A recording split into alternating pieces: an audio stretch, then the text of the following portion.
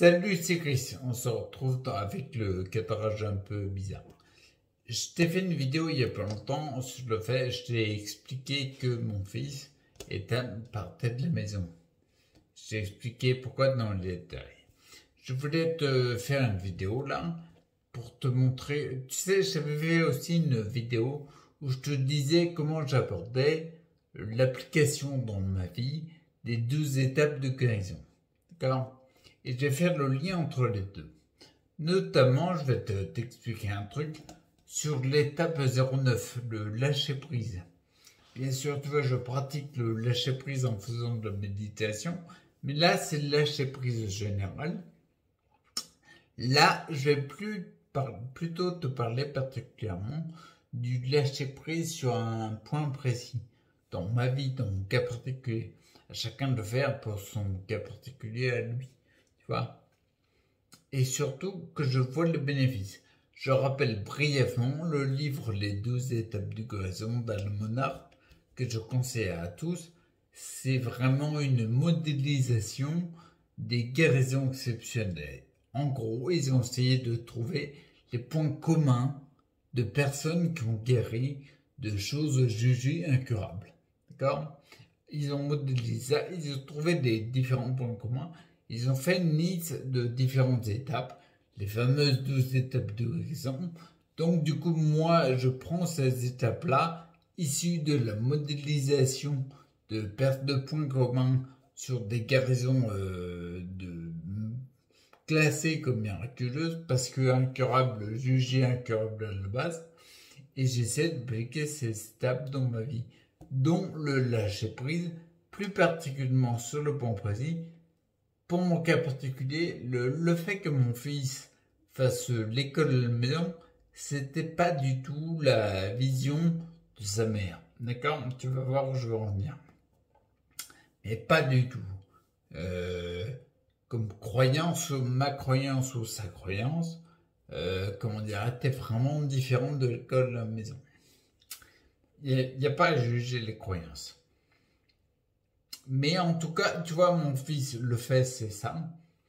Mon fils a repris l'école au collège, donc en présentiel, qui correspond beaucoup plus à sa croyance à elle. Et moi, constatant qu'il n'était pas bien, je pense, pour ma croyance à moi, je pense que c'est mieux l'école à la maison.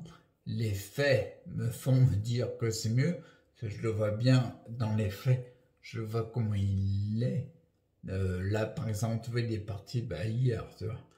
Il a été chez son oncle et sa tante, et du coup, il commence l'école à la maison. Mais je le voyais bien dans les faits, il était en forme, il était énergique, il était souriant, alors que quand il était au collège, il était blanc, il avait des cernes, il n'était pas bien. Tu vois, donc, c'est des faits, ça, c'est pas des croyances. Bref. Mais ce que je veux te montrer, de mettre en évidence, comme je le disais, c'est le lâcher prise.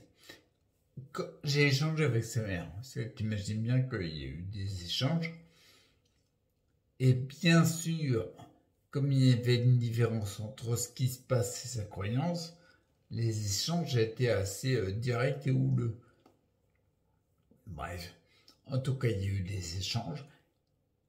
En tout cas, ce qui me concerne, moi, tu vois, quand je te disais le lâcher prise, c'est que moi, quand j'ai lu ces échanges-là, je me suis dit, de mon point de vue, comment dire, il y a une personne qui reste dans ses croyances, ok, je remets pas en cause, mais j'ai ressenti un lâcher prise vis-à-vis de ça. Il n'y avait pas de ma volonté, il n'y avait pas d'envie de convaincre que c'est mieux, etc. C'est ma croyance à moi. Je lâche prise sur la croyance de sa mère, sur la croyance d'une autre personne. Je lâche prise, ok, il croit ce qu'il veut, il croit ce qu'il veut, on a des différences, mais je suis ok avec ça, je lâche prise là-dessus. Je reste plus agrippé en me disant, en fait, mais c'est hallucinant, je trouve ça hallucinant qu'il y ait des personnes qui puissent croire ça, mais il n'y a pas à dire j'ai raison, j'ai pas raison. Je lâche prise dans le sens où je suis OK qu'il y ait une personne qui a une croyance différente que moi. Je lâche complètement prise. Et j'ai ressenti vraiment ça. Tu vois, en faisant, comment dire, en ayant les différents échanges, il y a un côté, je me suis dit, c'est pas possible. Moi, je reste sur ma position, la personne aussi. OK, mais je suis OK. Et tu vois, c'est là où je ressens un lâcher prise.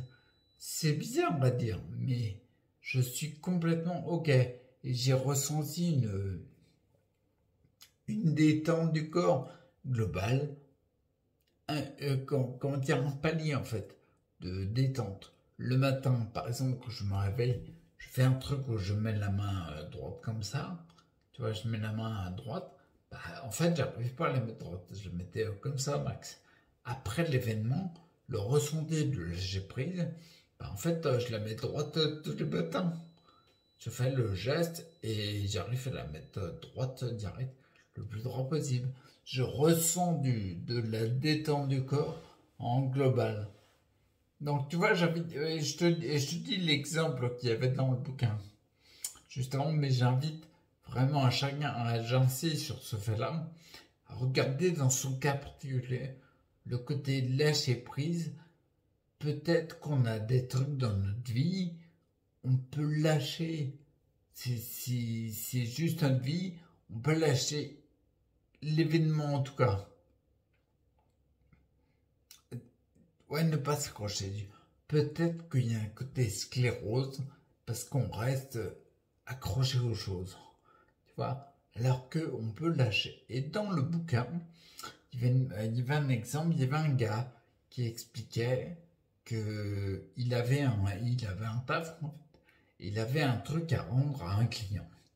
Je sais plus ce que c'est. Il rendait le client, donc il le présentait au client. Tel le projet numéro un. Et puis le client, il disait qu'il y avait des trucs à modifier, etc. Donc du coup, le mec repart, retaffe sur son taf et fait un projet numéro 2 qu'il représente au client, en fait. Et le projet numéro 2, il y avait encore des choses à modifier. Le client le dit, donc du coup, le mec repart et refait un projet numéro 3 et en fait, il représente au client.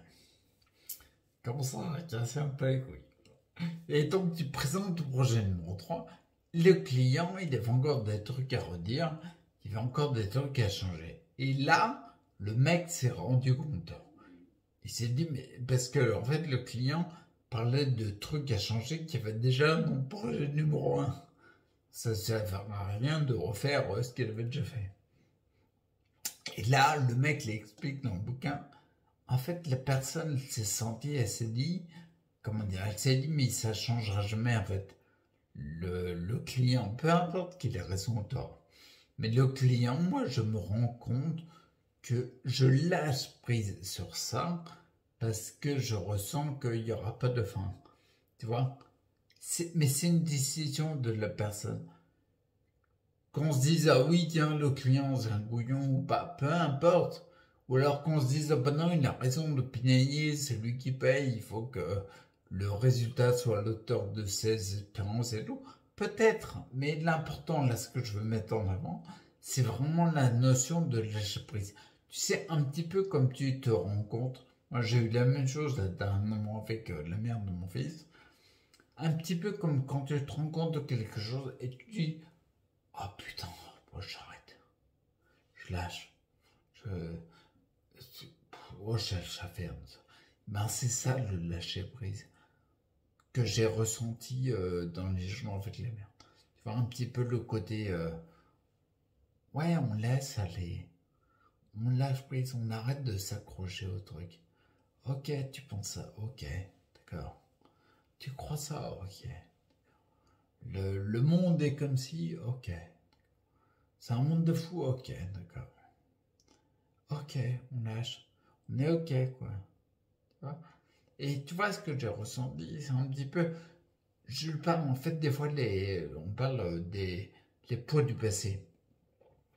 Imagine, par exemple, le passé ou les choses comme ça. Tant qu'on lâche pas prise, c'est comme s'il y avait des élastiques accrochés dans le dos. D'accord. Et nous, on essaie d'aller de l'avant. Avec des élastiques accrochés dans le dos, ça va être vachement difficile à faire. Et ben là, concrètement, j'ai l'impression qu'on a coupé un élastique. Et à chaque fois qu'on lâche prise, oh, on coupe un élastique. D'accord. Donc, je t'invite à regarder ton cas particulier pour voir quels sont les élastiques que tu peux couper et à lâcher prise. Tout est ok. Ok, moi c'est pareil. Tu vois, je suis en fauteuil roulant. Oh, ok. C'est dur pour mes jambes. Ok.